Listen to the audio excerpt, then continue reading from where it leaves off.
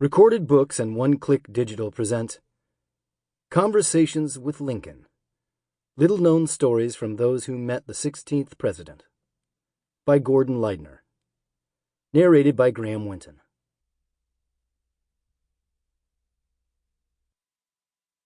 Preface. Abraham Lincoln was one of America's most accessible presidents. In spite of the daily trials of the Civil War, throughout his entire 4 years at the White House, he kept the executive mansion open to visitors. Practically anyone who was willing to come to the White House and wait for hours in the hallways or waiting rooms received a chance to talk to the leader of the great republic. During sunlight hours on visiting days, guards at the front door rarely interfered with the visitors' access. Most people simply walked up to the second floor of the White House, spoke briefly to an attendant, and took a seat in the waiting room. Cabinet members, officers of high rank, and other notable persons, such as members of Congress, usually had priority, but not always. If the door attendant discerned your business would be of particular interest to the president, you might be moved ahead of the important personages. But given the president's busy schedule, people frequently waited for hours, or even days. Many gave up before they had their opportunity to talk to him. Those fortunate enough to attain access to the president's office frequently found him alone, seated in an armchair, reading or writing. Without ceremony, he would look up from his papers, rise slowly to his great height, and, with a surprisingly warm smile, say, "I'm glad to meet you," or, "What can I do for you?"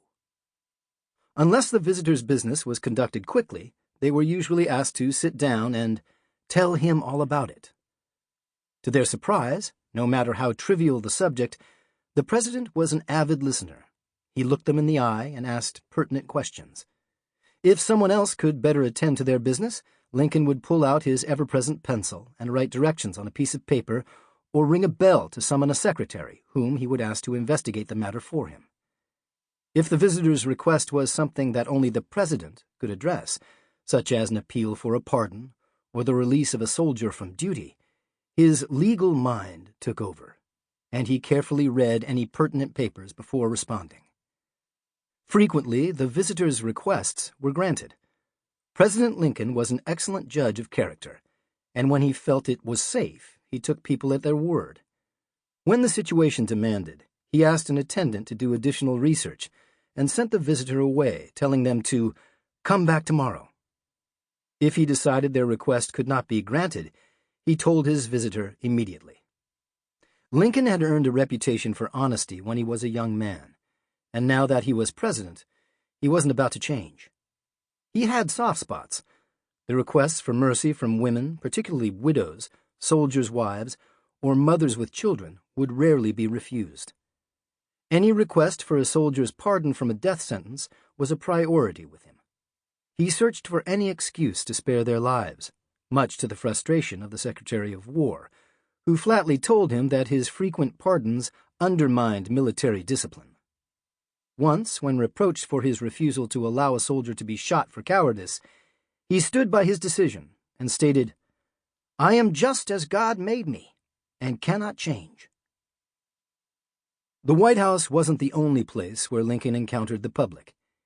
People approached him virtually everywhere. Sometimes the president could be seen on the street, pencil in hand, writing out a response to a passerby's request. He could often be found in one of the capital's 25 hospitals, with a melancholy look in his eye, shaking hands and offering words of encouragement to the wounded. Since soldiers were among his favorite people to visit, he was often in the camps around the Capitol, reviewing troops or informally chatting with men and officers. Abraham Lincoln genuinely loved people. Having grown up in a poor family with, as he once said, no wealthy or popular relations to recommend him, he sympathized with visitors, saying he knew how they felt. Many of the stories herein were recorded by people who personally knew Lincoln in the 19th century, but are not usually mentioned in contemporary Lincoln biographies. For example, India Frances Brown, a Confederate soldier's wife, broke down in tears while pleading for her husband's life, and was quickly comforted by the president when he took her baby into his arms. The former slave, Nancy Sample complete. Ready to continue?